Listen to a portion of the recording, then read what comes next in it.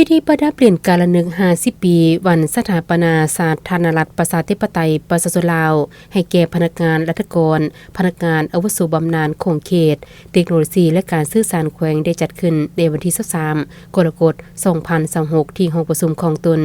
ด้วยให้เกียรติเข้าร่วมและประดับเปลี่ยนของทานบุญเลี้ยงดวงสะเภาทองห้องประธานคณะกรรมการปกครองแขวงมีบรรดาพนักงานรัฐกรพนักงานอาวุโสบำนาญที่ขึ้นกับคงเขตเทคโนโลยีและการสื่อสารแขวงเข้าร่วมเพื่อปฏิบัติตามรัฐดำรัสของประธานประเทศว่าด้วยการประดับเปลี่ยนกาลนึก50 ปี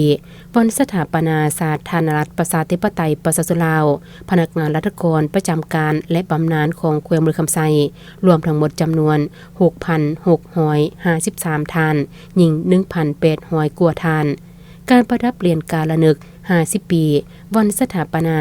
สาธารณรัฐประชาธิปไตยประชาชนลาวให้บรรดาการนำและอดีตการนำของลาวครั้งนี้เพื่อแสดงความรู้บุญคุณต่อการนำขั้นสูงในอดีตและปัจจุบันเพื่อหวนคืนถึงวันมหาไสยชนะแห่งการปฏิวัติศาสตร์ประชาธิปไตยและนึกถึงผลงานและการเสียสละอันยิ่งใหญ่ของประธานไกรสอนพรหมวิหารประธานสุภานุวงศ์บรรดาผู้นำนักปฏิบัติวิรชนสมาชิกพรรคพนักงานตลอดหอดประชาชนลาวบรรดาเผ่าที่ได้อุทิศให้แก่ภารกิจต่อสู้กู้ชาติอย่างพิละอัตหารจนสามารถญาติไดเอกราชแห่งชาติและปลดปล่อยประเทศชาติได้อย่างสมบูรณ์และสถาปนาเป็นประเทศสาธารณรัฐประชาธิปไตยประชาชนลาวขึ้นในวันที่2ธันวาคมปี1975